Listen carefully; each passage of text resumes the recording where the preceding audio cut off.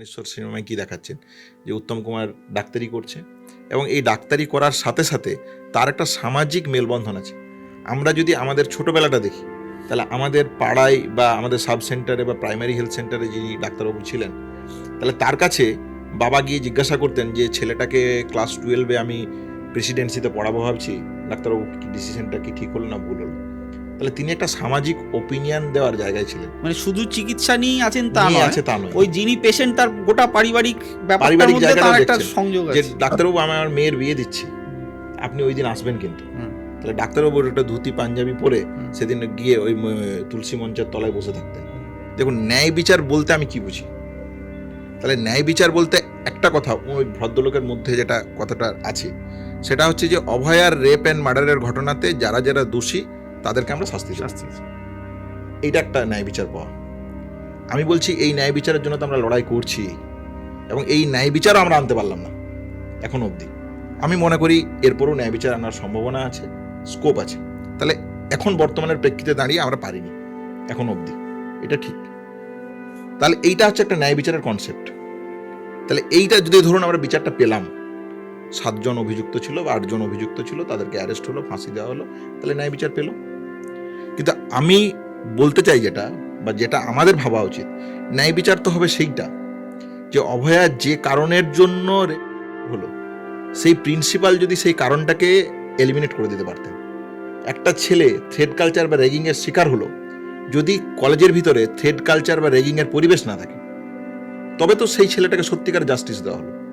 এই স্বাস্থ্যসাথী কি বলল? স্বাস্থ্যসাথী বলল যে আমরা ওপিডি পরিষেবার তালিকা থেকে বাইরে। তাহলে ওপিডি পরিষেবার মাধ্যমে একটা chronic patient, hypertension, diabetic, rheumatoid arthritis, এইরকমের নানান যে রোগ যাদের ক্রনিক সমস্যা আছে, তাহলে তার ইনভেস্টিগেশন, ট্রিটমেন্ট, মেডিসিন, এই জায়গাগুলো থেকে পেশেন্ট পিপল কিন্তু বঞ্চিত হতে শুরু করলো। ওতে বিমাটার কাজে বিমাটা কাজে লাগাচ্ছে না। আবার যেখানে বিমাটা কাজে লাগাচ্ছে তারা বললো যে আমি সমস্ত একটা কার্ড দেবো, এই কার্ডে 5 লক্ষ টাকা থাকবে এবং এই টাকা দিয়ে একজন মানুষ পশ্চিমবাংলার সমস্ত হসপিটাল থেকে, সরকারি এবং বেসরকারি সমস্ত হসপিটাল থেকে তারা স্বাস্থ্য নিতে পারবে। খুব ভালো প্রস্তাব। এবার যখন স্বাস্থ্য নিতে যাচ্ছে তখন যেটা দেখা যাচ্ছে যে তাহলে আমি সরকারি হসপিটালগুলোতে ইনফ্রাস্ট্রাকচার তৈরি করলাম না। তাহলে সরকারি হসপিটালে একজন মানুষ, যারা অতি দরিদ্র মানুষ আসছেন, যাদের কাছে শেষ হয় সম্বলটুকু নিয়ে, যখন যাদের আর যাওয়ার কোথাও জায়গা নেই, তাহলে আমি ইনফ্রাস্ট্রাকচার তৈরি করলাম না। তাহলে এই ইনফ্রাস্ট্রাকচার যখন আমি তৈরি করলাম না, স্বাভাবিকভাবে আমার তাগিদও নেই সেই ইনফ্রাস্ট্রাকচারকে কন্টিনিউ করার, তাহলে ম্যান পাওয়ার আমার সেখানে দেওয়ার তাগিদ থাকলো না। আমি যদি ইনফ্রাস্ট্রাকচার তৈরি না করি, সেখানে আমার ড্রাগ, ইকুইপমেন্ট, সাপ্লিমেন্ট করে একটা ইনফ্রাস্ট্রাকচার তৈরি করার তাগিদ থাকলো না। তাহলে সমগ্র ব্যবস্থাটা একটা অর্থে কোলাপসের দিকে চলে যাচ্ছে। তাহলে এই জায়গা থেকে যখন গেল এবং সমস্ত কর্পোরেট হসপিটালগুলোকে যখন তারা স্বাস্থ্য বিমার আয়তায় আনতে চাইলো, দেখা গেল কর্পোরেট ব্যবস্থাগুলোর ক্ষেত্রে যে প্যাকেজ তারা বেঁধে দিল, তাহলে প্যাকেজগুলোর দুটো ব্রড ভাগ যদি আমরা দেখি, একটা হচ্ছে সার্জিক্যাল জায়গা, একটা হচ্ছে নন সার্জিক্যাল, মানে মেডিসিনের পেশেন্ট বা critical patient, MI, heart failure, শ্বাসকষ্ট নিয়ে কোনো পেশেন্ট আছে, এই ধরনের গ্রুপ অফ পপুলেশনের ক্ষেত্রে তারা বলল যে 3300 টাকার মধ্যে তোমাকে সমস্ত কিছু দিতে হবে, খাওয়া দাওয়া, থাকা, অ্যান্টিবায়োটিক, ওষুধপত্র, বিশেষজ্ঞ চিকিৎসক দেখা, সব কিছু। তাহলে স্বাভাবিকভাবে এই টাকায় তারা ফুলফিল করতে পারছে না।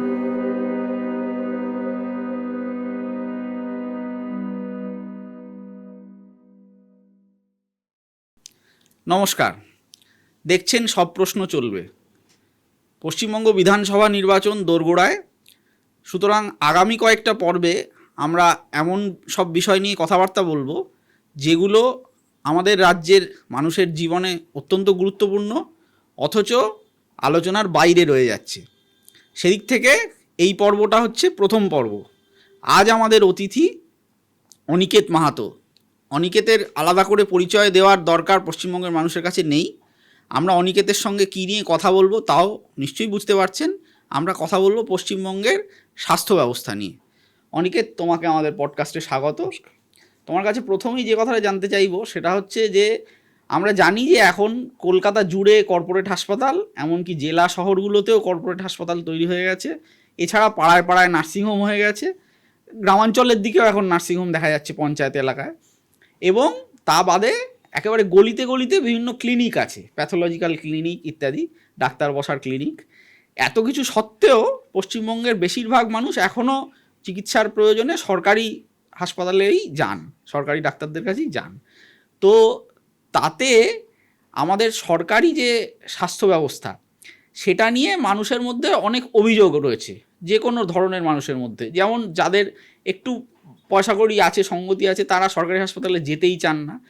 যারা গরিব মানুষ তারা উপায় নেই, তারা সরকারি হাসপাতালে যান এবং তারা এইটা বুঝেই যান যে তাদের উপায় নেই বলেই যেতে হচ্ছে, এবং তাদের অভিযোগ হচ্ছে যে আমরা যাই কিন্তু আমাদের টাকা পয়সা নেই বলে আমরা সেই ধরনের পরিষেবা পাই না। তো এই যে পরিস্থিতিটা কেন তৈরি হয়ে আছে, এটা যদি তুমি যেভাবে দেখেছো, তুমি ভেতরে লেখাপড়া করেছো সরকারি মেডিকেল কলেজ হাসপাতালে, তুমি যদি বলো। আমরা যদি দেখি যে আমাদের ভারতবর্ষের স্বাস্থ্য ব্যবস্থার পরিকাঠামোর জায়গা, তাহলে যে প্রশ্নটা আসে এবং তার পরিপ্রেক্ষিতে যদি আমাদের রাজ্যকে আমরা দেখি, তাহলে আমাদের যেটা সিদ্ধান্ত ছিল যে টু টুম, এই ছিল আমাদের মানে স্বাস্থ্য ব্যবস্থার স্বাধীনতা আন্দোলনকারীদের লড়াইয়ের ভূমিকা থেকে আমাদের মানে একেবারে মায়ের গর্ভ থেকে মৃত্যু পর্যন্ত এই পুরোটা কেয়ার করার প্রশ্ন ছিল। তাহলে এইগুলোকে কেন্দ্র, রাজ্য বা স্বাধীনতার পর যে গভর্নমেন্টেরই সরকার আসুক না কেন, সেটা কেন্দ্রে হোক বা আমাদের এই রাজ্যে হোক, তারা কেউই এই পরিকল্পনা বা এই মোটোকে সামনে রেখে এগোয়নি। যদি দেখতে হয় কেন, তাহলে যদি আমরা দেখি, তাহলে এখন যে মানে স্বাস্থ্য ব্যবস্থাকে যদি দেখতে হয়, তাহলে 3টে প্যারামিটারে আমার মনে হয় দেখা উচিত। একটা হচ্ছে আমাদের ইনফ্রাস্ট্রাকচার কী আছে, আমাদের ড্রাগ, ইকুইপমেন্ট, যন্ত্রপাতি এগুলো কী আছে, আর ম্যান পাওয়ার। এই 3টে প্যারামিটারে যদি আমরা দেখি স্বাস্থ্য ব্যবস্থাকে, তাহলে দেখতে পাবো আমরা যেটা কেন্দ্র এবং রাজ্যের যৌথ তালিকাভুক্ত স্বাস্থ্য, এটা ঠিকই, কিন্তু তারপরেও সাংবিধানিক যে স্ট্রাকচার বা পরিকাঠামো আছে, তাতে আমরা যেটুকু দেখেছি বা কমিউনিটি মেডিসিনে আমরা যা পড়েছি, সেই জায়গা থেকে স্টেট সমস্ত রকমভাবে ইমপ্লিমেন্টেশন করার দায়িত্ব কিন্তু সম্পূর্ণভাবে স্টেটের। কিছু পরিকল্পনা সেন্ট্রাল দেয়, কিছু পরিকল্পনা দেয়, কিন্তু কার্যকরী করার পরিকল্পনা, বাস্তবের মাটিতে নামিয়ে আনার পরিকল্পনা সম্পূর্ণরূপে কিন্তু স্টেটের উপর। যদি আপনারা দেখেন তাহলে দেখবেন যে সে কেন্দ্রের কথা নাও মানতে পারে, কিন্তু কেন্দ্রীয় সরকার তৈরি করেছে জনঔষধি প্রকল্প, আমাদের রাজ্যের তৃণমূল সরকার নিয়ে এসছে ন্যায্য মূল্যের ওষুধের দোকান, তাহলে সেই ওষুধের দোকান খুলেছে, সে জনঔষধি প্রকল্প মানেনি। আমাদের কেন্দ্রীয় সরকার বলেছে যে আয়ুষ্মান ভারত কার্ডের মাধ্যমে, বিমা কার্ডের মাধ্যমে চিকিৎসা করার কথা, আমাদের এখানে স্বাস্থ্যসাথী চলে। তাহলে হচ্ছে যে স্বাভাবিকভাবেই তাহলে স্টেট সম্পূর্ণরূপে রিইনফ্রাস্ট্রাকচার করতে পারে, তার স্বাস্থ্য ব্যবস্থা, তার জনগণকে কীভাবে স্বাস্থ্য দেবে, সেই স্বাস্থ্য ব্যবস্থার মৌলিক পরিকল্পনা তারা কিন্তু একটা অর্থে সাধিত করতে পারে। এটা একটা কথা প্রথমে বলে রাখা উচিত। দ্বিতীয়ত কথা, তাহলে ম্যান পাওয়ারের কথা যদি দেখি বা ইনফ্রাস্ট্রাকচারের কথা যদি দেখি, তাই ইনফ্রাস্ট্রাকচারের কথা যেটা দেখা গেল যে স্বাস্থ্যসাথী যখন আমরা এলাম, এই সরকার যখন নিয়ে এলো, তখন আমরা দেখতে পেলাম যে একটা বিমা পরিষেবা নির্ভর চিকিৎসার মডেল তৈরি হলো। তাহলে দেখা যাচ্ছে যে এই রাজ্য সরকার যেটা বলতে চাইছে, 2 কোটি পরিবার, প্রায় 8 কোটি মানুষকে তারা স্বাস্থ্যসাথীর আওতায় এনেছে। সমগ্র মানুষকে এখনও আনতে পারেনি, কিন্তু এই ডেটা তাদের ডেটা। তাহলে সেই ডেটাটা যদি আমরা দেখি, তাহলে তো একটা বিশাল সংখ্যক মানুষ, এবং প্রায় 13,000 কোটি টাকার কাছাকাছি তারা খরচ করেছে বলে তারা বলছে। তাহলে এইটা কারা পেল? এইটা পেল যে সমগ্র জেলাগুলোকে ভিত্তি করে বিমা সংস্থাকে ওই জেলাগুলোর দায়িত্ব দেওয়া হয়েছে। তাহলে থার্ড পার্টি একজন, আমি ডাক্তার মানে রাজ্য আমার রুগীকে পরিষেবা দেওয়ার কথা, আর একজন বিমা নির্ভর সংস্থা, তাকে আমি এই টাকাটা দিলাম। তাহলে জনগণের ট্যাক্সের টাকা আমি একজন থার্ড পার্টিকে দিলাম, এবং জেলা ওয়াইজ এটা একটা সুনির্দিষ্ট ভাগ করে রেখেছে তারা, সেই জেলা স্পেসিফিক একটা ইন্স্যুরেন্স কোম্পানি সেই টাকা পায়। তাহলে এইখানে যেটা হলো যে আমি এই টাকাটাই, এই 13,000 কোটি টাকাটাই যদি আমার রাজ্যের ইনফ্রাস্ট্রাকচারের জন্য আমি তৈরি করতে পারতাম, তাহলে স্বাভাবিকভাবে এই স্বাস্থ্য পরিষেবাটা আমি পৌঁছে দিতে পারতাম। রিসেন্ট যদি ডেটা দেখেন, আমরা যদি প্যারামিটারগুলো, হেলথ প্যারামিটারগুলো দেখি, তাহলে দেখা যাচ্ছে যে ম্যাটারনাল মর্টালিটি রেট যেখানে ওভারঅল ইন্ডিয়াতে 80-80-র কাছাকাছি, 84-85-র কাছাকাছি, আমাদের ইন্ডিয়াতে 106-এর কাছাকাছি, 100-র উপরে আমাদের রাজ্যে। তাহলে দেখা যাচ্ছে, এবং রিসেন্ট এই গতকাল স্বাস্থ্য ভবন তার মিটিং করেছে, সেখানে দেখা যাচ্ছে যে মৃত্যুর কারণ কি, সেই মৃত্যুর কারণে ফার্স্ট উঠে আসছে যে বাল্যবিবাহ, উঠে আসছে যে মানে 18 বছরের আগের প্রেগনেন্সির কথা। তাহলে এই যে কন্যাশ্রী, যুবশ্রী, শিক্ষাশ্রী নিয়ে যে পরিকাঠামোর কথা, ফিমেল ভায়োলেন্সের কথা, তাহলে এই ভায়োলেন্সেরগুলোকে যদি আমরা কন্ট্রোল না করি, এই কন্যাশ্রীর মাধ্যমে তো স্বাভাবিকভাবে এই সমস্যার সমাধান নয়, এটা আজকের দিনের আলোর মতন পরিষ্কার। তাহলে এই প্রকল্পগুলোও কোনোভাবেই স্বাস্থ্য ব্যবস্থাকে যে একটা জায়গায় ইনকর্পোরেট করতে চাইছে বা একটা জায়গায় হেল্প সহায়ক শক্তি হতে চাইছে, এটা কিন্তু নয়। এবং এই ইনফ্রাস্ট্রাকচার আমরা গভর্নমেন্ট সেট আপের মধ্যে গড়ে তুললাম না, সেহেতু এই স্বাভাবিকভাবে এই সমস্ত লেকুনিগুলো একটা দেখা যাচ্ছে সে সমস্ত জায়গাতে। এবং এই স্বাস্থ্যসাথী কি বলল? স্বাস্থ্যসাথী বলল যে আমরা ওপিডি পরিষেবার তালিকা থেকে বাইরে। তাহলে ওপিডি পরিষেবার মাধ্যমে একটা chronic patient, hypertension, diabetic, rheumatoid arthritis, এইরকমের নানান যে রোগ যাদের ক্রনিক সমস্যা আছে, তাহলে তার ইনভেস্টিগেশন, ট্রিটমেন্ট, মেডিসিন, এই জায়গাগুলো থেকে পেশেন্ট পিপল কিন্তু বঞ্চিত হতে শুরু করলো। ওতে বিমাটার কাজে বিমাটা কাজে লাগাচ্ছে না। আবার যেখানে বিমাটা কাজে লাগাচ্ছে তারা বললো যে আমি সমস্ত একটা কার্ড দেবো, এই কার্ডে 5 লক্ষ টাকা থাকবে এবং এই টাকা দিয়ে একজন মানুষ পশ্চিমবাংলার সমস্ত হসপিটাল থেকে, সরকারি এবং বেসরকারি সমস্ত হসপিটাল থেকে তারা স্বাস্থ্য নিতে পারবে। খুব ভালো প্রস্তাব। এবার যখন স্বাস্থ্য নিতে যাচ্ছে তখন যেটা দেখা যাচ্ছে যে তাহলে আমি সরকারি হসপিটালগুলোতে ইনফ্রাস্ট্রাকচার তৈরি করলাম না। তাহলে সরকারি হসপিটালে একজন মানুষ, যারা অতি দরিদ্র মানুষ আসছেন, যাদের কাছে শেষ হয় সম্বলটুকু নিয়ে, যখন যাদের আর যাওয়ার কোথাও জায়গা নেই, তাহলে আমি এই ইনফ্রাস্ট্রাকচার তৈরি করলাম না। তাহলে এই ইনফ্রাস্ট্রাকচার যখন আমি তৈরি করলাম না, স্বাভাবিকভাবে আমার তাগিদও নেই সেই ইনফ্রাস্ট্রাকচারকে কন্টিনিউ করার। তাহলে ম্যান পাওয়ার আমার সেখানে দেওয়ার তাগিদ থাকলো না। আমি যদি ইনফ্রাস্ট্রাকচার তৈরি না করি, সেখানে আমার ড্রাগ, ইকুইপমেন্ট, সাপ্লিমেন্ট করে একটা ইনফ্রাস্ট্রাকচার তৈরি করার তাগিদ থাকলো না। তাহলে সমগ্র ব্যবস্থাটা একটা অর্থে কোলাপসের দিকে চলে যাচ্ছে। তাহলে এই জায়গা থেকে যখন গেল এবং সমস্ত কর্পোরেট হসপিটালগুলোকে যখন তারা স্বাস্থ্য বিমার আয়তায় আনতে চাইলো, দেখা গেল কর্পোরেট ব্যবস্থাগুলোর ক্ষেত্রে যে প্যাকেজ তারা বেঁধে দিল, তাহলে প্যাকেজগুলোর দুটো ব্রড ভাগ যদি আমরা দেখি, একটা হচ্ছে সার্জিক্যাল জায়গা, একটা হচ্ছে নন সার্জিক্যাল, মানে মেডিসিনের পেশেন্ট বা critical patient, MI, heart failure, শ্বাসকষ্ট নিয়ে কোনো পেশেন্ট আছে, এই ধরনের গ্রুপ অফ পপুলেশনের ক্ষেত্রে তারা বলল যে 3300 টাকার মধ্যে তোমাকে সমস্ত কিছু দিতে হবে, খাওয়া দাওয়া, থাকা, অ্যান্টিবায়োটিক, ওষুধপত্র, বিশেষজ্ঞ চিকিৎসক দেখা, সব কিছু। তাহলে স্বাভাবিকভাবে এই টাকায় তারা ফুলফিল করতে পারছে না। কর্পোরেট হাসপাতালে অনেক জায়গায় বেডের চার্জই একদিনে এই জায়গাতে দাঁড়ায়, তাহলে স্বাভাবিকভাবে এটা সম্ভব নয়। তাহলে সেই কর্পোরেটগুলো রিফিউজ করা শুরু করলো। সেই কর্পোরেটগুলোকে আনার জন্য যে মানে যদি তারা সত্যিকারেই দিতেই চাইতো, যদি সত্যিকার, আমি ধরে নিলাম যে আমি মানুষকে ঠকানোর জায়গাটা সরিয়ে নিলাম, সে একটা স্বচ্ছ মন থেকেই এই কাজটা করছে যদি দেখা যেত, তাহলে তো তাদেরকে একটা যা মূল্য দেওয়ার সেই মূল্য দিতে হতো এবং সত্যিকারের সেই মানুষটা যাতে সেখানে পরিষেবাটা পায় সেই মনিটরিং সিস্টেম রাখতে হতো। কিন্তু কোথাও তো নেই। তাহলে বাস্তবে আমি মানুষের সাথে একটা হিপোক্রেসির চর্চা করলাম। এবং এর পাশাপাশি যে সরকারি সেটআপটাকে ধীরে ধীরে স্বাধীনতা আন্দোলনের পর থেকে কিছুটা হলেও ছিল, স্বাধীনতা আন্দোলনের পর থেকে কোনো জায়গায় তো স্বাস্থ্য ব্যবস্থা প্রচুর ব্যয় দিয়ে আমাদের সরকারি হসপিটাল থেকে কিনতে হলো, কোথাও নেই। তাহলে সব জায়গাতেই তো ফ্রিই ছিল। তাহলে ফ্রির আদলে মানে যে বেনিফিটটা সাধারণ মানুষের, জনগণের পাওয়ার জায়গা ছিল, সেই জায়গাটা পেলো হচ্ছে যে একটা থার্ড পার্টি এজেন্সি, বিভিন্ন কর্পোরেট সংস্থাগুলো। তাহলে এই হচ্ছে আমাদের স্বাস্থ্য ব্যবস্থার জায়গা। ম্যান পাওয়ারের যদি দেখতে হয়, তাহলে দেখা যাচ্ছে যে ডাক্তার, সিস্টার, প্যারামেডিক্যাল, জিডিএর যে রিক্রুটমেন্টের জায়গা, এই রিক্রুটমেন্ট হচ্ছে না। সিনিয়র চিকিৎসকদের একটা অপ্রতুলতা ঘাটতি। যদি কলকাতার 6টা মেডিকেল কলেজের মধ্যে সাগর দত্ত মেডিকেল কলেজ যদি আমি ধরি, তাহলে এখনও সেখানে 15 বছর হয়ে যাওয়ার পর মেডিকেল কলেজ, কিন্তু সেটা মেডিকেল কলেজ হয়ে যাওয়ার পর 15 বছরের পরেও সেখানে কোনো কার্ডিওলজি বিভাগ নেই। তাহলে একটা ইসিজি, ইকো করার পর আমার যদি পেশেন্টটা একটা এমআই থ্রম্বোলাইজ করতে হবে, একটা ইকো করতে হবে, তাহলে কোথায় করব? তাহলে সাগর দত্তের ঠিক উল্টো দিকে বাইরে যে কর্পোরেট হসপিটালগুলো বা কর্পোরেট ল্যাবগুলো আছে, তার কাছে আমাকে তাহলে যেতে বাধ্য হচ্ছে। তাহলে স্বাস্থ্যসাথী তো এই ইনফ্রাস্ট্রাকচার কোথায় তৈরি করলো? এ রাজ্য সরকার কোথায় তৈরি করলো? আমি কলকাতার কথা বলছি। কলকাতার বাইরের মালদা, মুর্শিদাবাদ, বাঁকুড়া, বর্ধমান, এগুলো আমি ছেড়ে রাখছি। কালিম্পং, দার্জিলিং, জলপাইগুড়ি, কোচবিহার আমি ছেড়ে রাখছি। মালদা, মুর্শিদাবাদ আমি ছেড়ে রাখছি। তাহলে বাকি এগুলোতে তো মানে সিনিয়র ডাক্তারদের চিকিৎসাই নেই। তাহলে কি হলো? সেই কোণে সাজানোর গল্পের মতন যখন এনএমসির ভেরিফিকেশন আসে, তখন আইপিজিএমআর থেকে একজনকে মালদা থেকে একজনকে মুর্শিদাবাদ, এইভাবে সে তার সিস্টেমটাকে দেখানোর চেষ্টা করলো। যখনই এই শিফটিং শুরু হলো, তখন মেডিকেল কলেজগুলোতে পড়াশোনার যে পরিবেশ, সিনিয়র টিচাররা যে জুনিয়রদেরকে গাইড করে হাতে কলমে মেডিকেল শিক্ষাটা দেবে এবং আমরা যারা ট্রেনি, আমরা যারা শিখবো, সেই শিক্ষার ক্ষেত্রে একটা ব্যাপক ঘাটতি শুরু হলো। তাহলে এই গেল জায়গা। দ্বিতীয়ত হচ্ছে যে আমাদের ড্রাগ, ইকুইপমেন্ট, সাপ্লিমেন্ট যদি দেখি, তাহলে এই ড্রাগ ইকুইপমেন্টের যে দেখুন, স্বাস্থ্য ব্যবস্থা ফ্রি ছিল। বিভিন্ন সরকার, এর আগেও যারা সরকারের ক্ষমতায় ছিল, লাল জল হোক, নীল জল হোক, যাই হোক, তারা স্বাস্থ্য ব্যবস্থা ফ্রি দিত। কিন্তু দেখা গেল যে এই ইকুইপমেন্টের জায়গাতে ন্যায্যমূল্যের ওষুধের দোকান খোলা হলো, তার গুণগত মান নিয়ে প্রশ্ন থাকছে।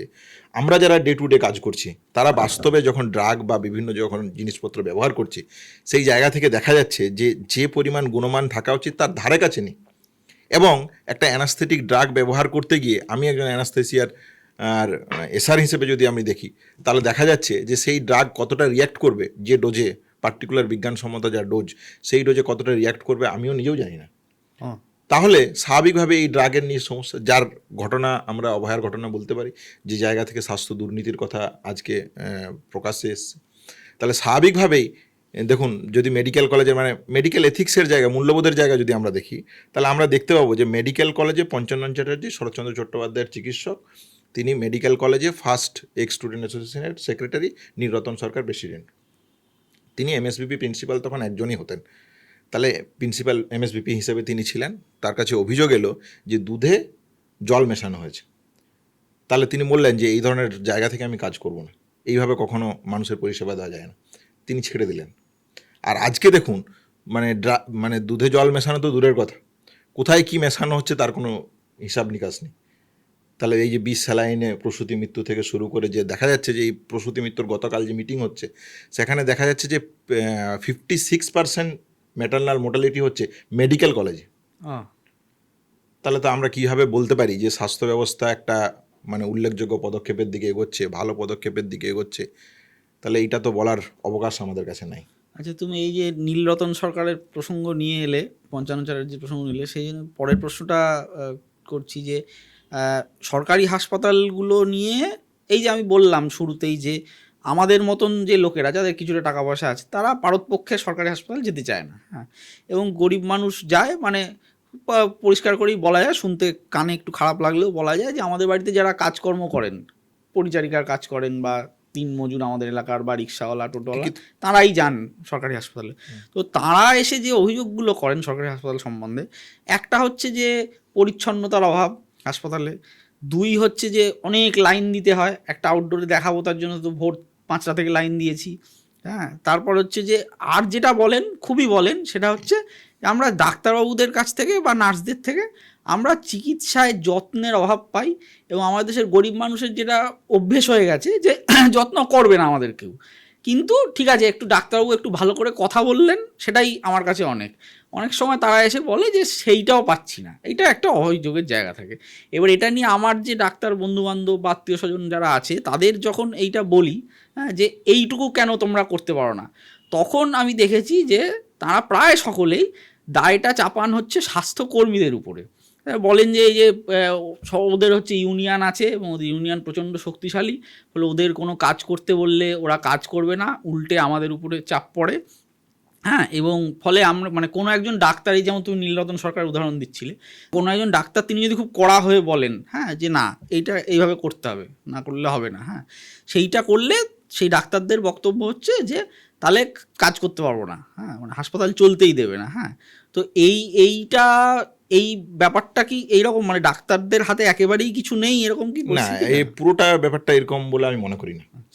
তাহলে বিষয়টাকে যদি আমি দেখি যে ডাক্তারদের বা সিস্টার বা প্যারামেডিক্যাল যারা স্বাস্থ্য ব্যবস্থার একটা পিলার স্তম্ভ যদি আমি দেখি, তার মধ্যে ডাক্তার সবচেয়ে অগ্রণী ভূমিকা রাখে। তাহলে এই হিসাবে যদি আমি দেখি যে একটা মানে মূল্যবোধের নৈতিক অধঃপতন হয়েছে, সেটা শুধুমাত্র যে বাকি সমাজে হয়েছে আর ডাক্তারদের মধ্যে মূল্যবোধ এখনও একদম নীলরতন সরকার, আরজিকর সাহেব যেমন ছিলেন সেরকমই আছে, এরকমটা হয় বলে আমি মনে করি না। কেন মনে করি না? এই অভয় আন্দোলনকে কেন্দ্র করে আমি যেটা দেখলাম, যে দেখুন একজন প্রিন্সিপাল, আমরা কখনোই ভাবতে পারি যে সে মার্ডারের সাথে জড়িত থাকবে তার একটা স্টুডেন্টের ঘটনার ক্ষেত্রে।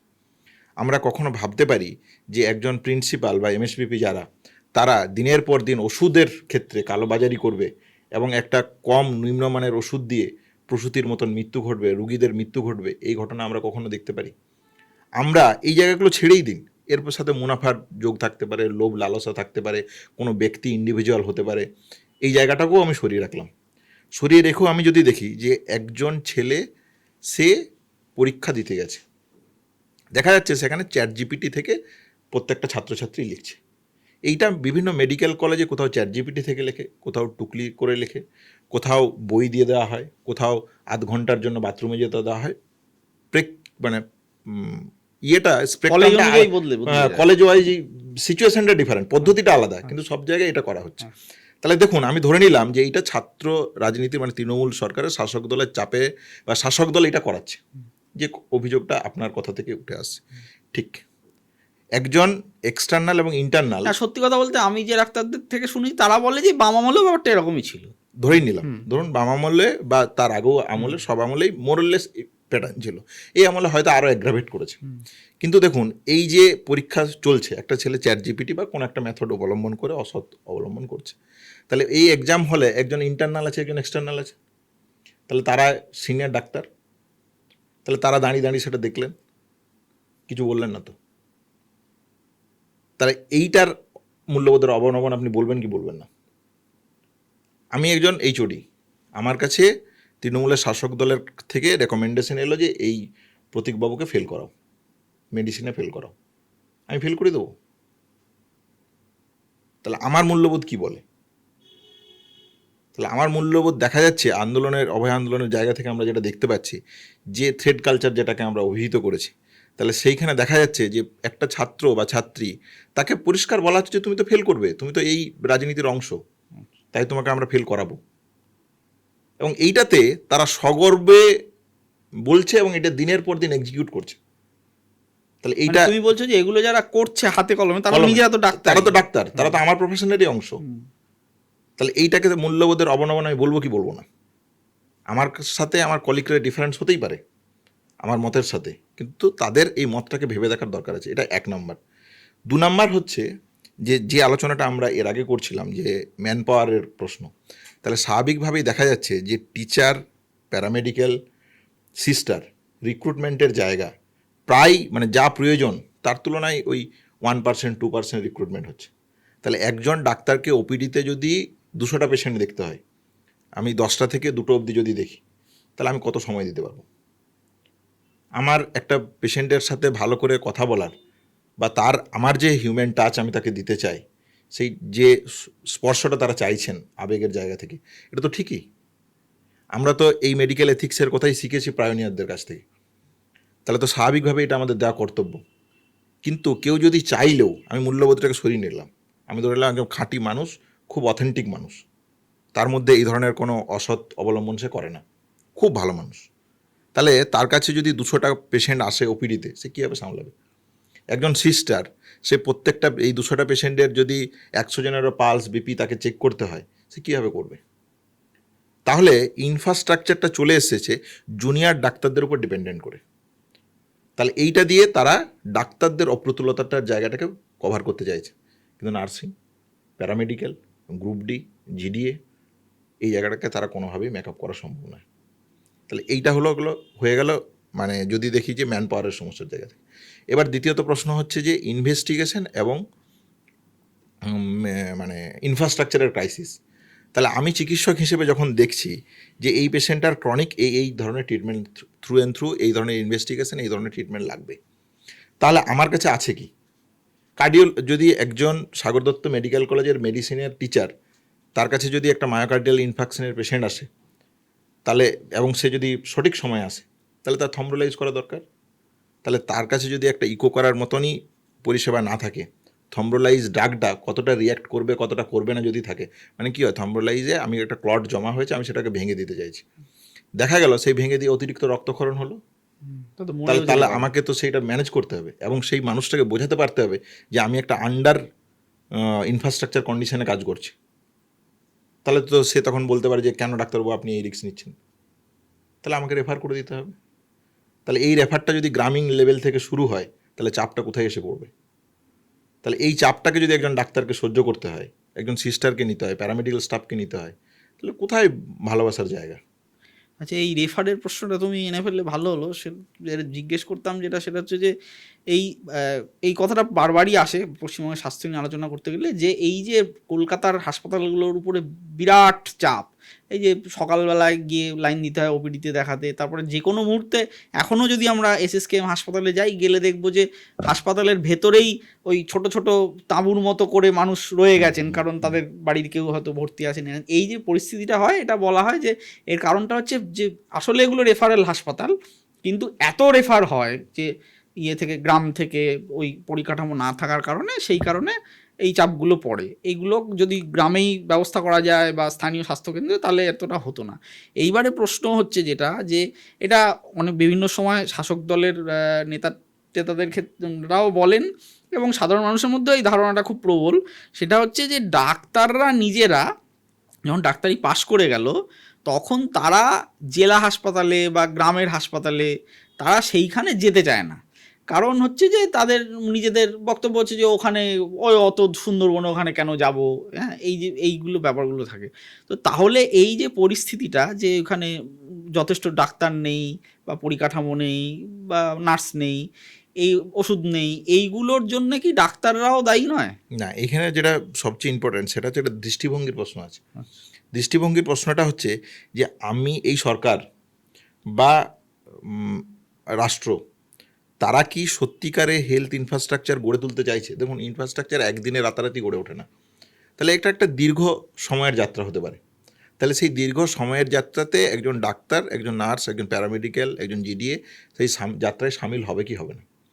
তাহলে যদি সামিল হতে হয়, তাহলে আমাকে যদি দেখতে হয় যে এই সরকারের দৃষ্টিভঙ্গি কী বা এই রাষ্ট্রের দৃষ্টিভঙ্গি কী একজন মানুষের স্বাস্থ্য নিয়ে, তাহলে এইটা তো দেখাই যাচ্ছে পরিষ্কারভাবে যে তারা মানুষের স্বাস্থ্য নিয়ে উদ্বিগ্ন নয়।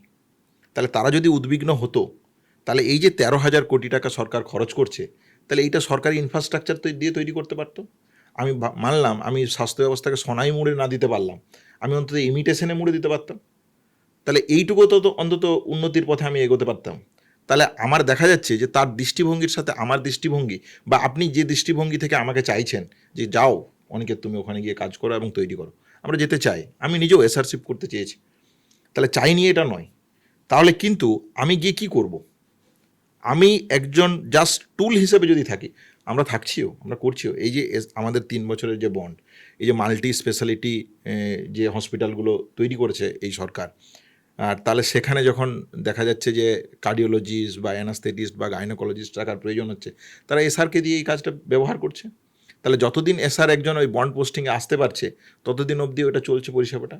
তারপর যখনই ও 1 বছর পর শিফট হয়ে যাচ্ছে বা 1 বছর পর তার বন্ড শেষ হয়ে যাচ্ছে, স্বাভাবিকভাবেই সে আর যেতে পারছে না। তাহলে আমার তো দৃষ্টিভঙ্গির মধ্যে আমি একটা কংক্রিট ভিউ রাখবো যে হ্যাঁ, হতে পারে আজকে আমি পারছি না, 10 বছর পর আমি এবেল করতে পারি। তাহলে সিনিয়র এই যে বিশেষজ্ঞ চিকিৎসকদের যে ঘাটতির জায়গা, তাহলে এই ঘাটতির জায়গা আমি ফিল আপ করবো কী করে?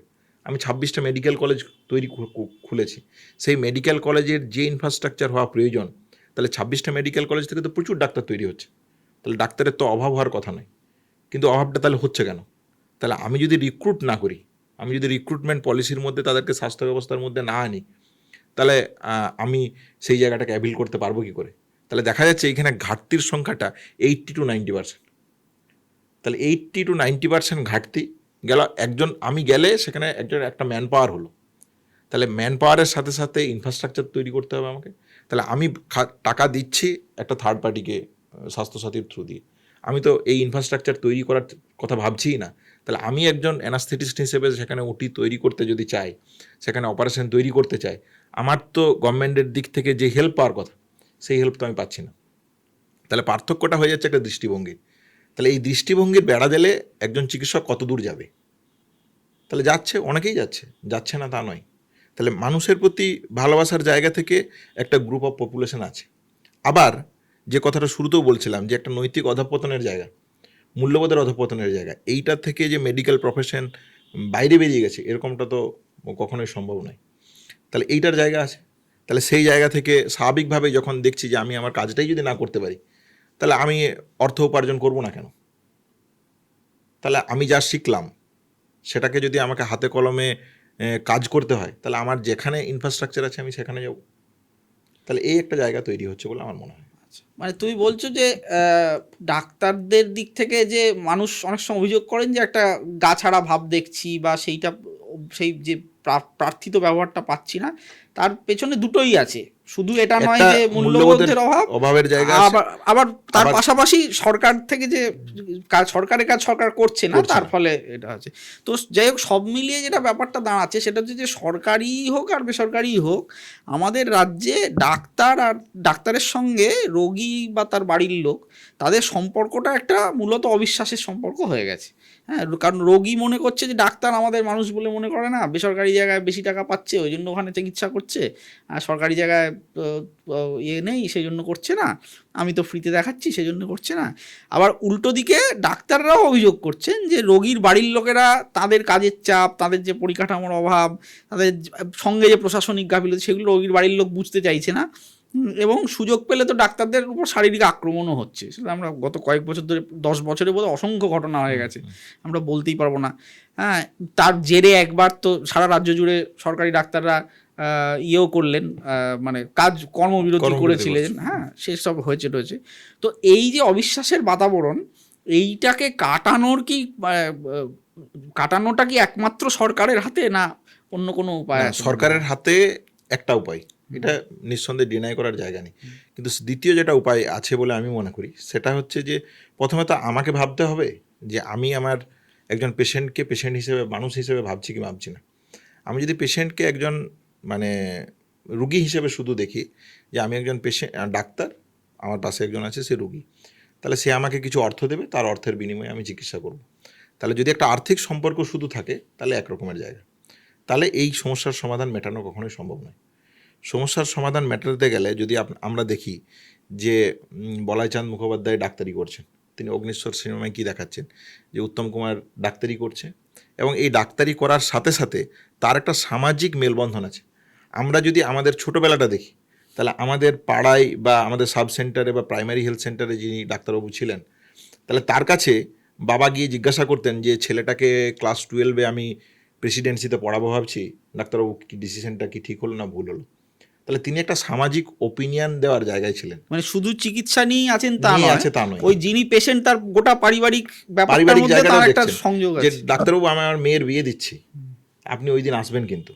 তাহলে ডাক্তারবাবুর একটা ধুতি পাঞ্জাবি পরে সেদিন গিয়ে ওই তুলসী মঞ্চের তলায় বসে থাকতেন, তাকে কিছুই করতো না কিন্তু তিনি থাকতেন। তাহলে তার এই সামাজিক যোগাযোগ একটা থাকতো, মানে উনি প্রায় পরিবারের লোক হতেন। হাউস ফিজিশিয়ান কথাটা খুব চালু ছিল, এই জায়গা থেকেই তৈরি হয়েছিল।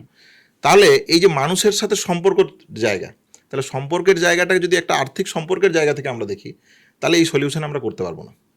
তাহলে একজন ডাক্তারকেও যেমন দেখতে হবে যে এই সম্পর্কটা, মানে আমরা তো মেডিকেল সায়েন্সের শিক্ষা থেকেও পাই যে দেখা যাচ্ছে নরমান বেথুন তার মেডিকেল কলেজ থেকে পাশ করার পর তিনি ওপিডি শুরু করেছেন একটা বস্তিতে, প্রচুর টিবির পেশেন্ট আসছে, তিনি ঠিক করলেন যে সমস্ত টিবির পেশেন্টকে তিনি সারানোর চেষ্টা করবেন, এবং রাত দিন এক করে ওপিডি করছেন, সুস্থ করছেন। সিটিবিএস সার্জন ছিলেন তিনি থোরাকোটমি শুরু করলেন, এবং একটার পর একটা পেশেন্ট নিরলসভাবে কাজ। থোরাকোটমি ব্যাপারটা কি একটু বুঝি না, মানে তখন হচ্ছে যে আমাদের যেমন অ্যান্টি টিউবারকুলার ড্রাগ এখন আমরা অ্যাভেলেবেল ছিল, তখন অ্যান্টি টিউবারকুলার ড্রাগ অ্যাভেলেবেল ছিল না। তখন হচ্ছে তাহলে লাংসের যে অংশটাতে টিবির জীবাণু থাকে সেই অংশটাকে কেটে তারা বাদ দিতেন। এই কাজটা তিনি করতেন সিটিবিএস মানে কার্ডিওথোরাসিক সার্জন হিসেবে। তাই এবং তিনি ঠিক করেছিলেন যে আমি টিবি প্রায় নির্মূল করে দেবো। এবং মানে নরমান বেথুনের জীবনে যদি পড়েন খুব ইন্টারেস্টিং, তিনি মানে নিরলস দাঁড়িয়ে ওটি করে যেতে পারতেন, ঘন্টার পর ঘন্টা নিরলসভাবে কাজ করতে পারতেন। যাই হোক, তাহলে এই জায়গা থেকে যখন তিনি দেখছেন যে টিবি তো তিনি পেশেন্ট শেষ করতেই পারছেন না, বরং পেশেন্ট সংখ্যা বেড়ে যাচ্ছে, তাহলে এটার কারণ কি দাঁড়ালো? কারণ দাঁড়ালো যে একটা দারিদ্রতা, অপুষ্টি, এটা তাহলে টিউবারকুলোসিসের মেন কারণ হলো। ম্যালেরিয়া, ডেঙ্গু আমরা কমিউনিটি মেডিসিনে পড়েছি যে এজেন্ট, হোস্ট আর এনভায়রনমেন্ট। তাহলে এজেন্ট হচ্ছে মশা, হোস্ট হচ্ছে আমরা হিউম্যান, তাহলে মশার সাথে মানুষের একটা সম্পর্ক আছে। আবার এনভায়রনমেন্ট, জমা জল যদি থাকে তবে মশার লার্ভা গ্রো করবে, সেইখান থেকে তার ডেঙ্গু হতে পারে বা ম্যালেরিয়া হতে পারে। তাহলে এজেন্টও লাগবে, হোস্টও লাগবে, এনভায়রনমেন্ট লাগবে। এই ট্রায়াঙ্গেলের কানেকশনের ফলে একটা ডিজিজ হবে। তাহলে আমাকে এজেন্টকে যেমন ট্রিট করতে হবে, ম্যালেরিয়া যেমন আমি মারবো, সেরকম এনভায়রনমেন্টকেও আমাকে ট্রিট করতে হবে। তাহলে এই যে সামাজিক সম্পর্কটাকে যদি আমরা ট্রিট না করি, এই মেলামেশাটাকে যদি আমরা সম্পূর্ণরূপে ওপেন না করি, এই এনভায়রনমেন্টটাকে যদি আমরা একটা জায়গায় কন্ট্রোল না করি, এনভায়রনমেন্ট বলতে শুধু মানে পরিবেশের কথা মানে আমরা পরিবেশ বলতে চিরাচরিত যেটা বুঝি তা নয়, সামাজিক পরিবেশের কথা বলছি। এবং মেডিকেল হেলথকে আনহাইজেন করার জন্য যে পরিবেশ, সেই পরিবেশের কথা বলছি। তাহলে এই পরিবেশটার সাথে একজন ডাক্তার এবং একটা রুগীর আত্মিক সম্পর্কের জায়গা থাকতে হবে। একজন ডাক্তার শুধুমাত্র যদি আমি ড্রাগটা লিখে দিলাম, যাও তুমি খেয়ে নাও, তো দেখা গেলো তার বাড়িতে পয়সাই নেই, সে খাবে কোথা থেকে?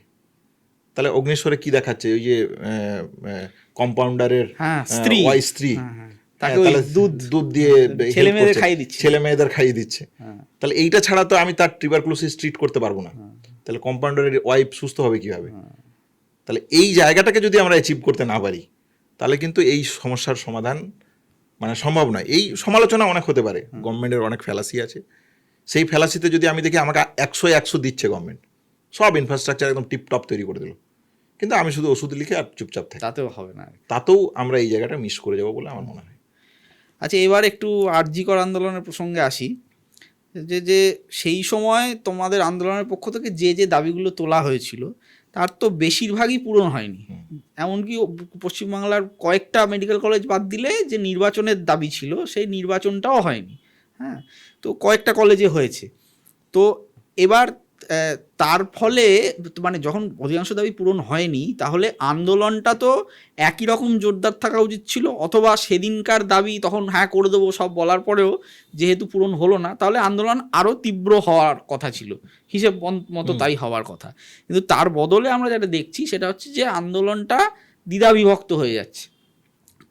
তুমি একটা পক্ষ হয়ে গেলে, আমরা কিছুদিন আগে দেখলাম, অন্যরা আরেকটা পক্ষ হয়ে গেল।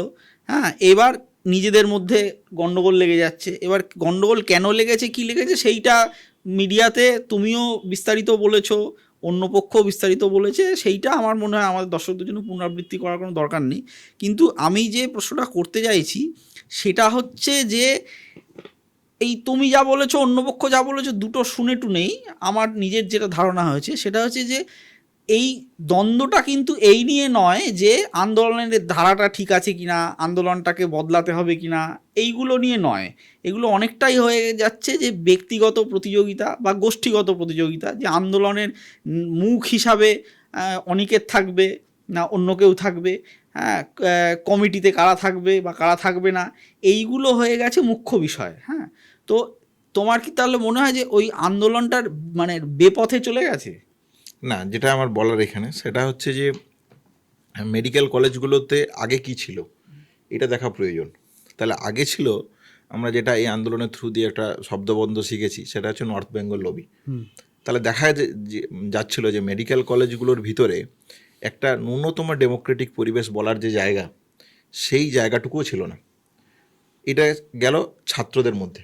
তাহলে ছাত্রদের মধ্যে একটা থ্রেড কালচার, একটা ভয়ের বাতাবরণ, এইটাকে একটু যদি না বলি তাহলে বুঝতে অসুবিধা হয়। বুঝতে শুরুতে আমারও অসুবিধা হয়েছিল।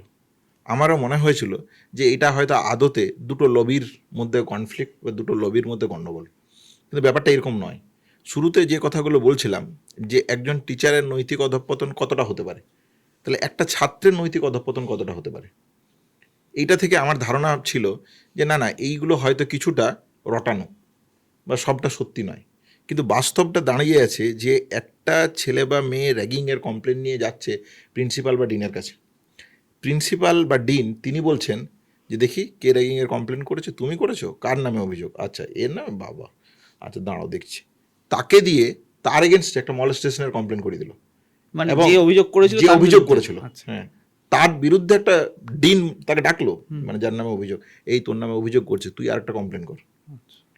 কমপ্লেন করিয়ে তাকে ক্লাস থেকে 14 দিনের জন্য সাসপেন্ড করে দিল। তাহলে এই যে এই আন্দোলনে সাসপেনশন চাই বলে দাবি উঠেছিল, তারা অতীতে যারা এইভাবে অত্যাচারিত হয়েছিল তাদের উপর এই ধরনের ঘটনা ঘটেছে, বারবার ঘটেছে। তাহলে আমি একজন টিচার বা প্রফেসর হিসেবে বা একটা স্টুডেন্ট হিসেবেও মানে কোন এক্সটেন্ট অবধি যাচ্ছে, এই এক্সটেন্টটা এমন একটা জায়গা অবধি যাচ্ছে দেখা যাচ্ছে যে এক্সটেন্টটা মানে আমরা একটা ডেমোক্রেটিক মাইন্ডসেট থেকে ভাবতে পারাও একটু সমস্যা হচ্ছে। কিন্তু এইটার বাস্তবে দিনের পর দিন পশ্চিমবাংলার মাটিতে মেডিকেল কলেজ অভ্যন্তরে এই ধরনের ঘটনা ঘটেছে। তাহলে স্বাভাবিকভাবে এইটার শুধু পার্ট যে স্টুডেন্টরা হয়েছে তা নয়, টিচার আছে, প্যারামেডিক্যাল আছে, সমগ্র মেডিকেল ফ্যাটার্নিটির মধ্যে এই পরিবেশটা তৈরি হয়েছে। এর সাথে স্বাস্থ্য দুর্নীতি একটা ওপেন ফোরামের মতন তৈরি হয়েছে যে কোনো সমস্যা নেই, দুর্নীতি করাই যায়, এবং সে দুর্নীতিটা কোন গতিবেগে করছে এইটা আলোচনা হতে পারে। আমাদের একটা কমন সাইকোলজি দেখে, আরে ওরা খেয়েছিল এরা খাবে না, তাহলে আমরাও দুর্নীতিটাকে কিছুটা লেজিটমেট করে দিয়েছি। তাহলে কেউ রাজধানী এক্সপ্রেসের গতিবেগে দুর্নীতি করছে, কেউ কৃষ্ণনগর লোকালের গতিবেগে দুর্নীতি করছে, কিন্তু দুর্নীতিটা মোরলেস একটা জায়গায় কমন ফেনোমেনা হিসেবে দাঁড়িয়ে আছে। তাহলে এইটা ছিল মেডিকেল কলেজগুলোর পরিবেশ। তাহলে এই পরিবেশগুলোতে একটা অংশ মেডিকেল ছাত্রছাত্রীরা, টিচার, তারা মনে করছিল যে প্রতিবাদ করা দরকার, কিন্তু তারা এই প্ল্যাটফর্মটা বা এই ধরনের আওয়াজ তোলার জায়গাটা তারা পাচ্ছিল না, কারণ করলে ওই কনসিকুয়েন্স। তাহলে এই জায়গা থেকে অভয় আন্দোলন তাদেরকে একটা রিলিফ দিয়েছে। West Bengal junior doctors forum হলো, ফ্রন্টের নেতৃত্বে যে লড়াই হয়েছে, সেই লড়াইয়ের জায়গা থেকে মেডিকেল ছাত্রছাত্রীরা, টিচার, ফ্যাকাল্টি সবার মধ্যে একটা একটু মানে তাদের যে শাসক দলের যে শৃঙ্খলটা ছিল, সেই শৃঙ্খলটাতে কিছু কিছু পয়েন্টে তারা ব্রেক হয়েছে। স্বাভাবিকভাবেই তারা আবার ওয়েল্ডিং দিয়ে সেটাকে জোড়ার চেষ্টা করছে সেই শৃঙ্খলকে, কিন্তু এর ফলে মেডিকেল ফ্যাটার্নিটিরা একটা অর্থে কিছুটা রিলিফ পেয়েছে। না সেটা হলো, সেটা আমরা সবাই দেখেছি, কিন্তু আমি বলছি এবার নিজেদের মধ্যে এবার কেন আমরা আটকে গেলাম বা হলো না, তাহলে হচ্ছে যে আটকে গেলাম এইখানেই প্রশ্নটা যেটা এলো, এবং যে জায়গা থেকে দ্বিমতের জায়গা বা ব্যক্তিগত জায়গা আপনি যেটাকে বলতে চাইছেন, এটার সাথে আমি সহমত নই। সহমত নই কেন সহমত নই? আমি মনে করি যে এই যে পরিবেশটা মেডিকেল কলেজগুলোর অভ্যন্তরে ছিল, তাহলে ওয়েস্ট বেঙ্গল জুনিয়র ডক্টরস ফ্রন্টের সুনির্দিষ্ট নীতি হওয়া উচিত যে এই মেডিকেল কলেজগুলোর ভিতরে যতটা পারবো সেই পরিমাণ ডেমোক্রেটিক পরিবেশ তৈরি করা। এই পরিবেশটা যদি তৈরি না করি আমরা, তাহলে ভবিষ্যৎ মানে যে এই আন্দোলন থেকে যে প্রত্যাশা আছে, আপনি তো বললেন কতগুলো দাবি আমাদের পূরণ হয়নি, তাহলে সেই দাবিগুলোর প্রত্যাশার কাছাকাছি যদি আমাকে যেতে হয়, তাহলে এই কলেজগুলোর অভ্যন্তরে একটা পরিবেশ তৈরি করার চেষ্টা আমাদের করতে হবে। তাহলে এই চেষ্টাটা তৈরি করার জন্য আমাদের কী করণীয়? এইখানেই দ্বিমতের কারণ। কিন্তু তাহলে দ্বিমতের কারণ হচ্ছে, আমি চেয়েছিলাম যে এই 26টা মেডিকেল কলেজে যারা এই আন্দোলনে এসেছিল, তাহলে স্বাভাবিকভাবেই প্রতীকদা হয়তো এই আন্দোলনে এসেছিলেন, কিন্তু প্রতীকদা একজন ফাইনাল ইয়ার স্টুডেন্ট বা একজন টিচার হিসেবে বললো, দেখো বাবা, আমি এর মধ্যে অতটা আর পারবো না এখন। আমি মাসে বছরে তোমরা একটা যদি মেডিকেল ক্যাম্প করো বা তোমরা একটা মেডিসিন নিয়ে সেমিনার করো, সেখানে আমি বলে দেবো, আমার যে জ্ঞানগম্য আছে আমি আলোচনা করে দেবো, এইটুকু আমি তোমাদের হেল্প করতে পারবো, এটা একটা হেল্প হতে পারে। তাহলে এই হেল্পটা আমাদের নেওয়া উচিত। কেউ বললো যে ঠিক আছে, আমাকে ওই সব পড়াশোনার কথাই ডাকবে না, ঝুট ঝামেলা যদি হয় আমাকে ডাকবে, আমি র্যাগিং, থ্রেড কালচার আটকানোর জন্য যদি কোনো জুনিয়রের সাথে গিয়ে কথা বলতে হয় আমি আছি। তাহলে এটাও একটা পপুলেশন, এটাও একটা সংখ্যা। তাহলে এই সংখ্যাগুলোকে কিউমুলেট যদি আমি না করি, এই কিউমুলেটটাই তো আমার শক্তি ছিল, তাহলে এই কিউমুলেশনটাকে আমাদের করা দরকার। স্বাভাবিকভাবে এই কিউমুলেশনটা সব জায়গায় খুব অটুট হবে তা হবে না, কারণ শাসক দলের থ্রেড তো আছে এখন বিদ্যমান। তাহলে যেটুকু শক্তি পাবো আমি যেখানে, সেই শক্তি নিয়ে সেই জায়গায় এই শাসক দলের বিরুদ্ধে, এবং যদি আমার সুনির্দিষ্ট নীতিতে আমি এগোতে পারি, তাহলে ভবিষ্যতে যেই শাসক আসুক, আমাদের সমস্যাটা কী হয়, যখনই আমি বললাম যে এর বিরুদ্ধে আমাকে একটা রেজিস্ট্যান্স তৈরি করতে হবে, বাকিদের কি মনে হলো, ও তাহলে অনিকেত শুধু তৃণমূলের বিরুদ্ধে লড়বে, তার মানে নিশ্চয়ই অনিকেত তাহলে একটু প্রো সিপিএম বা একটু প্রো বামপন্থী বা একটু হয়তো বিজেপির দিকে টিল্টেড আছে নাকি, একটু ঘেঁটে দেখা দরকার। তাহলে আলোচনাটা, আরে বাবা, এই বর্তমান পরিস্থিতিতে আমি পশ্চিমবাংলায় কী করবো, এটা তো আমাকে ভাবতে হবে, এবং তার সাথে আমাকে একটা আমি কেন লড়াইটা লড়ছি এটা ছাত্রছাত্রীদেরকে বলতে হবে ঠিকই, কিন্তু আমি যদি বলি যে তৃণমূল সমস্যার মূল কারণ নয়, বর্তমান একটা ছাত্রের উপর তৃণমূলের ছাত্রনেতা রেগিং করলো, আমি যদি বলি হ্যাঁ বিজেপি এককালীন ইউপিতে এই করেছে, আমি বলতে পারি, এটা আলোচনার অবশ্যই আসা উচিত, নাহলে সে সামগ্রিক পরিস্থিতিটা বুঝতে পারবে না ঠিকই, কিন্তু তৃণমূলের বিরুদ্ধে আমাকে লড়াইটা করতে হবে বাবা। মানে তুমি বলছো যে দীর্ঘমেয়াদী একটা লক্ষ্য থাকতে হবে, কিন্তু তার জন্য তাৎক্ষণিক যে করার সেটা আমাকে করতে হবে, সেটাকে করতে হবে, ভুলে গেলাম। তাহলে সেটাকে আমি যদি ভুলে যাই তাহলে তো মুশকিল। তাহলে এইটার বিরুদ্ধেই তো এই মুহূর্তে ছেলেরা লড়বে, কারণ তৃণমূল ক্ষমতায় আছে, তাহলে তৃণমূলের শাসক দলের ছাত্ররা তো কলেজে র্যাগিং নিতে আসবে, বিজেপির ছাত্র নেতা তো আসবে না এখন, বা সিপিএমের ছাত্র নেতা তো এই মুহূর্তে আসতে পারবে না। তাহলে এই মুহূর্তে এইটা, এবার যদি চেঞ্জ হয় তাহলে তখন দেখা যাবে। আমি তো বলছি না যে চেঞ্জ হয়ে গেলে তাদের দলে আমাকে নাম লেখাতে হবে। তাহলে এই যে পলিসিগত ডিফারেন্সটা তৈরি করে যে বডি বা যে কমিটি তৈরি করার প্রয়োজন ছিল, এই কমিটি যখন হলো না, আমি এই অবধি ওয়েট করেছি, এপ্রিল মে মাস থেকে এই আলোচনা চলছে। এই আলোচনা যে হঠাৎ করে মিডিয়ার সামনে চলে এসছে এটা ঠিকই, কিন্তু এই আলোচনা অভ্যন্তরে বহুদিন ধরে চলেছে। তাহলে যখন দেখা গেল যে নতুন কমিটি তৈরি হয়ে গেল এবং এই পথে আমার এগোনোর আর কোনো জায়গাই থাকলো না, তাহলে আমি থেকে কী করবো? নমস্কার, আপনারা অনেকে নাগরিক.নেটের নিয়মিত পাঠক, অনেকে নতুন পাঠক, এই ইউটিউব চ্যানেলের আপনারা সদ্য দর্শক হয়েছেন। আপনারা সকলে জানেন নাগরিক.নেট 2021-এর 26শে জানুয়ারি থেকে পথ চলা শুরু করেছে। আমরা একটা স্বাধীন সংবাদ মাধ্যম, স্বাধীনতার কিছু মূল্য দিতে হয়। সেই মূল্য আমরা কোনো রকম ব্যবসায়িক সংস্থার থেকে নিই না, কোনো রাজনৈতিক দলের থেকে নিই না, কোনো কর্পোরেটের থেকে নিই না। আমাদের বাঁচিয়ে রেখেছেন আপনারা। সেই মতো আপনাদের কাছে আবারও আবেদন করছি, এই ভিডিওতে ডেসক্রিপশানে দেওয়া লিঙ্কে ক্লিক করে আমাদের আর্থিকভাবে সাহায্য করুন। নিজের নাগরিক নিজের ট্যাঁকে রাখুন। মানে তুমি বলছো যে আন্দোলনটা ছিল হচ্ছে অন্তর্ভুক্তিমূলক, ইনক্লুসিভ, কিন্তু সেটাকে এক্সক্লুসিভ করে দেওয়ার চেষ্টা হচ্ছিল, করার চেষ্টা হচ্ছে। তাহলে এক্সক্লুসিভ যদি হয়, তাহলে আমি আমার একটা গ্রুপ নিয়ে থাকলাম, তাহলে পুরুলিয়াতে যদি আজকে কোনো একটা ঘটনা ঘটে, মালদাতে যদি একটা কোনো ঘটনা ঘটে, আমি কীভাবে রিয়াক্ট করবো? তাহলে আমার এখানে ভূমিকা থেকে যাবে একটা পেন পেপারের লিখিত বিবৃতি দিলাম, আমি তীব্র ধিক্কার জানালাম। তাহলে তীব্র ধিক্কার জানাও, আমার এটাতে আপত্তি নেই যে তুমি ওখানে ফুলচন্দন দিয়ে লিখবে, তার সেটা সমস্যা নয়। কিন্তু মালদায় যে ছাত্রটার উপর ঘটনাটা ঘটলো, তার প্রতি তো আমার একটা লোকাল অ্যাপিয়ারেন্স থাকতে হবে। পুরুলিয়ায় যে ছেলেটার উপর ঘটনাটা ঘটলো, তার প্রতি তো আমার একটা লোকাল অ্যাপিয়ারেন্স থাকতে হবে যে এই ছেলেগুলো জেডিএফের পক্ষ থেকে তোমার পাশে থাকবে। এই ছেলেমেয়ে, এই আমার ওখানে ছেলেমেয়ে নেই হতে পারে। তাহলে এইখানে 5 জন টিচার আছে, একজন সিস্টার আছে, একজন প্যারামেডিক্যাল আছে, যারা এই অভয় আন্দোলনের সাথে ছিল। অভয় আন্দোলন তো একটা অর্থে একটা কমিউনিটি এই মুহূর্তে পশ্চিমবাংলার বুকে। আমি যদি ধরুন আজকে বাঁকুড়াতে যাই, যারা অভয় আন্দোলনকারী ছিল, আমি চিনি না জানি না, তাদের বাড়িতে আমি থাকতে পারি, খেতে পারি, ঘুমাতে পারি, তারা আমাকে অভ্যর্থনা জানাবে। এবং উল্টোটাও ভাইস ভার্সা সত্য। তাহলে এই সামাজিক সত্যটাকে আমি গ্রহণ করব কি করব না? তাহলে এই সামাজিক সত্যটাকে তো গ্রহণ করা এই তুমি যখন বললে যে অভয় আন্দোলন এখন একটা কমিউনিটি হয়ে গেছে, এইখান থেকে একটা প্রশ্ন আসে। এই প্রশ্নটা আমাকে করেছে হচ্ছে ডাক্তার নয়, কিন্তু অভয়া ওই সেই রাত দখলের সময় বেরিয়েছিল, হ্যাঁ, এরকম একজন, এবং যে তোমাদের আন্দোলনকে সমর্থন করতো, পাশে ছিল, এরকম একজন, তার মনে হয়েছে সে প্রশ্নটা করেছে। সেটা হচ্ছে যে তার বক্তব্য হচ্ছে যে আন্দোলনটা শুরু হয়েছিল যে ওই মেয়েটার উপর অত্যাচার হয়েছে এবং খুন করা হয়েছে, হ্যাঁ, সেইটার বিরুদ্ধে, সেটার জন্য ওই মেয়েটার জন্য বিচার চাই, এটা। এবার তার বক্তব্য হচ্ছে যে পরবর্তীকালে ডাক্তাররা যে আন্দোলন করেছে এবং নারীবাদীরা যে আন্দোলন করেছে, তার বিরুদ্ধেও তার একই অভিযোগ। সেটা হচ্ছে যে পরে আন্দোলনটা দাঁড়িয়ে গেল যে মেডিকেল কলেজে এই দুর্নীতি হচ্ছে, মেডিকেল কলেজের জুনিয়র ডাক্তারদের সঙ্গে এই হচ্ছে, এবং স্বাস্থ্য ব্যবস্থায় এই গলদ আছে, সেইগুলোকে ঠিক করা হোক, এইটা হচ্ছে দাবি দাঁড়িয়ে গেল। এবার তার বক্তব্য হচ্ছে যে তাহলে কি কোথাও এই আন্দোলনটা নিজেদের রাজনীতির জন্য ওই মেয়েটার যে ট্র্যাজেডি, হ্যাঁ, সেইটাকে ব্যবহার করলো এবং অভয়াকে ভুলে গেল? দেখুন, এই প্রশ্ন, এই মতামতের সাথে আমি সহমত নই। দুটো পয়েন্ট কথা বলবো। একটা হচ্ছে যে কেন এরকমটা হলো, এটাকে বুঝে দেখা দরকার। বুঝে দেখা দরকার এই জন্য, কারণ অভয়ার ন্যায় বিচারের সাথে আমাদের রাষ্ট্র ব্যবস্থা বলতে আমরা যা বুঝি সেটা সরাসরি জড়িত আছে। পশ্চিমবাংলার পুলিশি ব্যবস্থা, সিবিআই এবং দেশের বিচার ব্যবস্থা। যদি দেখেন আপনারা, যে কথাটা আজকের দিনে সবার জানা খুব প্রয়োজন বলে আমার মনে হয়, সেটা হচ্ছে যে একজন কনভিক্টেড হয়েছে, সঞ্জয় রায় কনভিক্টেড হয়েছে, তাহলে বাকিরা কনভিক্টেড হলো না কেন?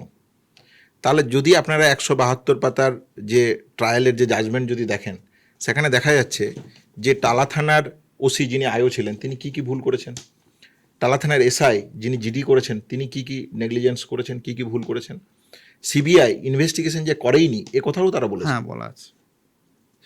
তাহলে বিচারালয়, বিচার ব্যবস্থা বিচার করার কথা ছিল, তাহলে বিচার ব্যবস্থা খুবই উদ্বিগ্ন ছিল আরজিকর নিয়ে, সুমোটো নিল, এবং তিনি যে বিচার দেবেন এটা ঢঙ্কা পাঠিয়ে সারা রাজ্যে রাষ্ট্রের প্রচার হলো। তাহলে তার তো একটা ভূমিকা থাকার প্রয়োজন ছিল, তার ভূমিকা আমরা দেখতে পেলাম না। এবার দেখুন, খুব মজার এবং ইন্টারেস্টিং যেটা আমার খুব অবাক লেগেছে, যখন এই 172 পাতার জাজমেন্টের ট্রায়ালটা পড়ছি, তখন আমার মনে হচ্ছে যে বিচারক প্রত্যেককে বলছেন যে ইনি এই ভুল করেছেন, ইনি এই ভুল করেছেন, ইনি এই ট্রায়ালে এগুলো প্রমাণিত, তাহলে শাস্তি হলো না কেন? এখানে একটা অদ্ভুত কথা বললেন যে ডিরেলমেন্ট অফ প্রফেশনালিজম, মানে আমি গ্লাভস পরে অপারেশন করার কথা ছিল, আমি খালি হাতে অপারেশন করে দিয়েছি, তাই আপনি মারা গেছেন, তাহলে ডাক্তার হিসেবে আমার উপর শাস্তি হওয়া উচিত।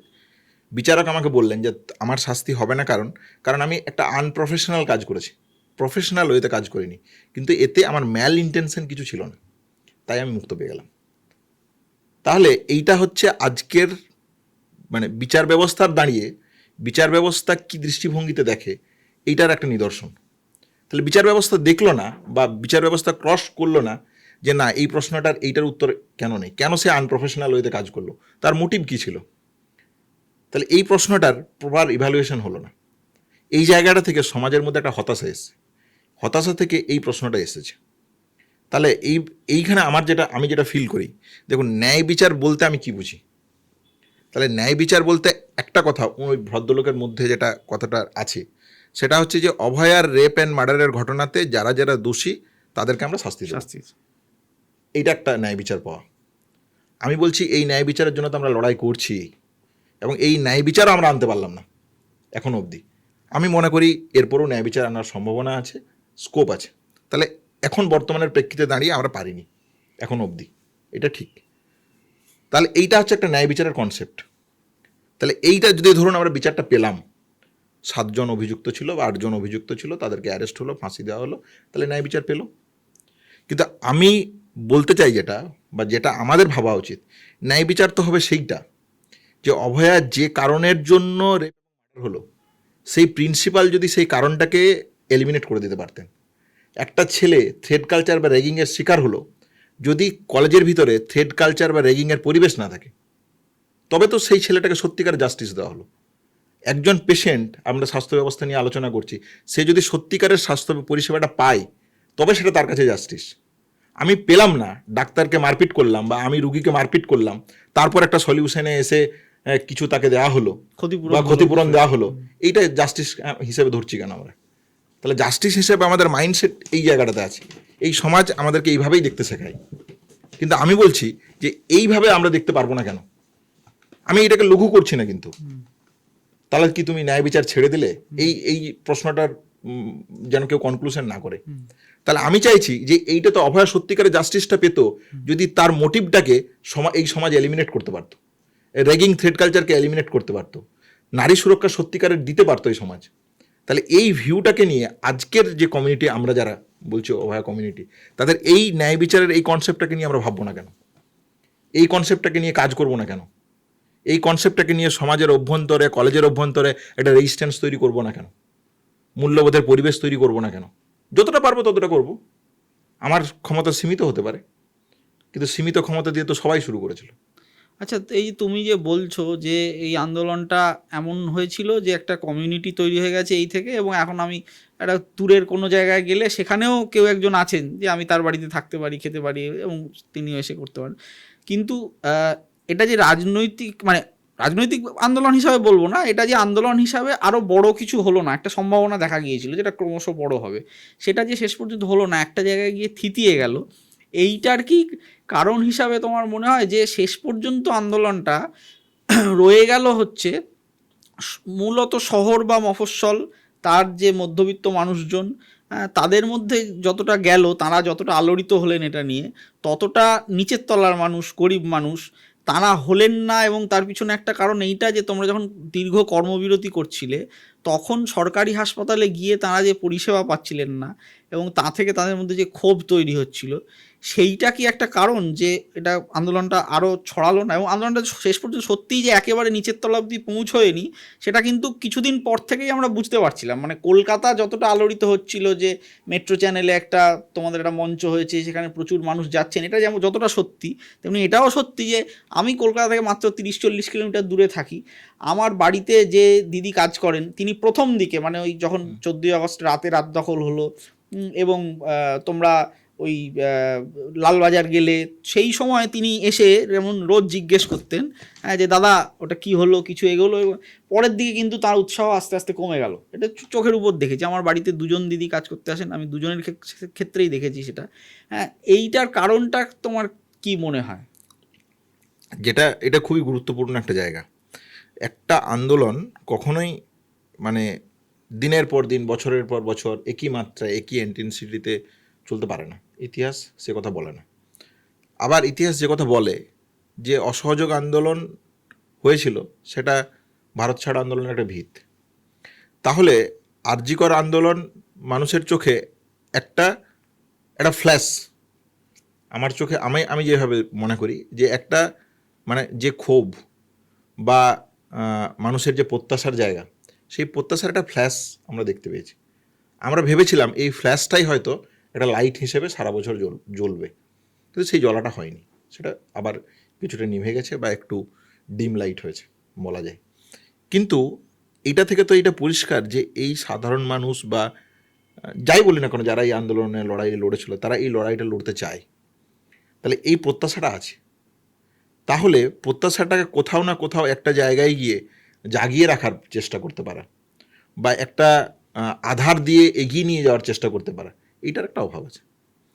তাহলে স্বাভাবিকভাবেই 1905 যখন বঙ্গভঙ্গ আন্দোলন শুরু হচ্ছে, তার আগের ভারতবর্ষের স্বাধীনতা আন্দোলন আমরা যদি দেখি, তাহলে সেইখানে কি মানে রামমোহন বিদ্যাসাগর মহাশয়ের যখন লড়াই আমরা যদি দেখি, তাহলে একটা স্লো ইন্টেন্সিটিতে সেই গতিতে এগোচ্ছে, কিন্তু এগোচ্ছে। আবার 1905 বঙ্গভঙ্গ থেকে 1947, 1930-এর পর ভারতবর্ষের স্বাধীনতা যে আসবে বা প্রায় চলে এসেছে, এই জায়গাটাতে তো একটা অর্থে বোঝাই যাচ্ছিল। তাহলে 1905 থেকে 1930, 1920-তে সমস্ত রাজনৈতিক দল তৈরি হচ্ছে, কমিউনিস্ট পার্টি তৈরি হচ্ছে, হিন্দু মহাসভা তৈরি হচ্ছে, মুসলিম লীগ তৈরি হচ্ছে, সুভাষ বোস তার লড়াই করছেন, এরকম একটা 1920 থেকে 30 পরিস্থিতি। তাহলে 1905 থেকে 1920, 15 বছরের লড়াই। 1920 থেকে 1930 একটা ভিত্তি। 1930 থেকে 1947 স্বাধীনতা আন্দোলন, পথ, দৃষ্টিভঙ্গি, এই নিয়ে বিস্তারিত আলোচনা হতে পারে। তাহলে এইটাকে যদি আমরা একটা ডাইসেক্ট করে দেখি, তাহলে ঠিক সেরকমই আজকের সারা বিশ্বকে যদি দেখি এবং পশ্চিমবাংলা ভারতবর্ষকে যদি দেখি, তাহলে স্বাভাবিকভাবে আরজিকর আন্দোলন কিন্তু একটা ফ্ল্যাশ। এই ফ্ল্যাশ এই হয়তো 1905 থেকে 1920 এই ফেজটাতে আমরা আছি। তাহলে স্বাভাবিকভাবে 1920 থেকে 1947 যেতে হবে আমাদের। আচ্ছা, তুমি যে নিজে বামপন্থী ছাত্র সংগঠন করা ছেলে এবং তুমি পুরোপুরি রাজনৈতিক, হ্যাঁ, সেটা তোমার উত্তর থেকেও বোঝা যাচ্ছে, স্বাস্থ্যের আলোচনাতেও বোঝা যাচ্ছে। সেই জন্যই তোমাকে প্রশ্ন করি যে সারা দেশেই স্বাস্থ্যক্ষেত্রটার তো ক্রমাগত বেসরকারীকরণ করা হচ্ছে এবং এটা এটা অদূর ভবিষ্যতে বাড়বে, এটা কমবে না, এটা আমরা সকলেই বুঝতে পারছি। এবং চিকিৎসার খরচ মানুষের বেড়েই যাচ্ছে, ওষুধের দাম লাফিয়ে লাফিয়ে বাড়ছে, হ্যাঁ, যে কোনো পরীক্ষা করার খরচ বেড়ে যাচ্ছে, হ্যাঁ। এবং তুমি যেটা বললেও বারবার বললে স্বাস্থ্যসাথীর কথা, যে স্বাস্থ্যসাথী নিয়ে সরকার ব্যাপারটাকে যেরকমভাবে দেখাচ্ছে আর যেটা ঘটছে, দুটোর মধ্যে তফাৎ আছে, আকাশ পাতাল পার্থক্য। তো এই অবস্থায় ধরো আমি একটা মানে কাল্পনিক পরিস্থিতি বলছি, যে কাল তোমাকে পশ্চিমবঙ্গের স্বাস্থ্যমন্ত্রী করে দেওয়া হলো, তোমার কাছে তখন কোনগুলো অগ্রাধিকার পাবে যে এই এই সমস্যাগুলো আমি আগে মেটাবো? এটা ভালো প্রশ্ন, কিন্তু হচ্ছে যে যদি ভারতবর্ষটা ভারতবর্ষ থাকে আর আমি যদি পশ্চিমবাংলার মানে মুখ্যমন্ত্রী বা স্বাস্থ্যমন্ত্রী হই, স্বাভাবিকভাবে অগ্রাধিকার অনেক কিছুই পাবে, কিন্তু বাস্তবের মাটিতে কতটা তার এক্সাম্পল সেট করতে পারবো, এইটা নিয়ে আমার সন্দেহ আছে বা দ্বিধা আছে। কারণ আমি মনে করি না যে ধরুন আমরা বাংলার যারা রাজনীতির স্টলওয়ার্ড বলি বা যাদেরকে আমরা বিভিন্ন রাজনৈতিক আন্দোলনে দেখেছি, সেটা বামফ্রন্ট সরকারের সময় হোক আর বর্তমান সরকারের সময় হোক, যাই হোক না কেন, এদের মধ্যে অনেক মানুষ আছেন যারা সৎ ছিলেন। তাহলে এই সৎ মানুষগুলো এই সরকারের মধ্য থেকে কতটুকু করতে পেরেছেন, আবার কিছুটা করেওছেন। তাহলে এই ফ্র্যাকশনটাকে যদি আমরা দেখি, তাহলে এই ফ্র্যাকশনটুকু হয়তো আমি করতে পারবো। কিন্তু বুঝলাম, আমি বলতে চাইছি তুমি কোনগুলো তোমার অগ্রাধিকার জায়গা থেকে ডেফিনেটলি শিক্ষা এবং স্বাস্থ্য, এই জায়গাটাকে আমি স্বাস্থ্যের মধ্যেই কোন কাজগুলো আগে কোন কাজগুলো একটু পরে হলেও হবে। স্বাস্থ্যের মধ্যে সবচেয়ে আগে যেটা প্রয়োজন বা আশু প্রয়োজন, সেটা হচ্ছে সরকারি স্বাস্থ্য ব্যবস্থা গড়ে তোলা। তার জন্য ম্যান পাওয়ার, ইনফ্রাস্ট্রাকচার এবং ড্রাগ ইকুইপমেন্ট, যে তিনটে প্যারামিটার আমি মনে করি যে স্বাস্থ্য ব্যবস্থার সাথে অঙ্গাঙ্গিকভাবে জড়িত, এই জায়গাটার একটা আমূল পরিবর্তন আনা প্রয়োজন। এবং যে প্রশ্ন আপনি রেখেছেন, কাল্পনিকভাবেও যদি এটা সত্য ধরি, তাহলে একটা জায়গা অবধি যেটুকু ইনফ্রাস্ট্রাকচার এখনও আছে, এই ইনফ্রাস্ট্রাকচারটাকে বেস করেই যদি আমাকে এগোতে হয়, তাহলেও একটা জায়গা অবধি স্বাস্থ্য পরিষেবা সাধারণ মানুষকে দেওয়া সম্ভব বলে আমি মনে করি। সব সমস্যার সমাধান মানে স্বাস্থ্যের ক্ষেত্রে সব সমস্যার সমাধান করে দিতে পারবো এরকমটা সম্ভব না হলেও একটা ম্যাক্সিমাম লেভেলের মানুষকে স্বাস্থ্যের দিক থেকে আশ্বস্ত করতে পারার, স্বাস্থ্য পরিষেবা দিতে পাওয়ার জায়গা তৈরি করা এই সিস্টেমের মধ্যেও সম্ভব বলে আমি মনে করি। আচ্ছা, তোমাকে শেষ প্রশ্ন, সেটা হচ্ছে যে আজকের রাজনীতিটা যেরকম, সেটাই তো অর্থনীতিটাকে নিয়ন্ত্রণ করে।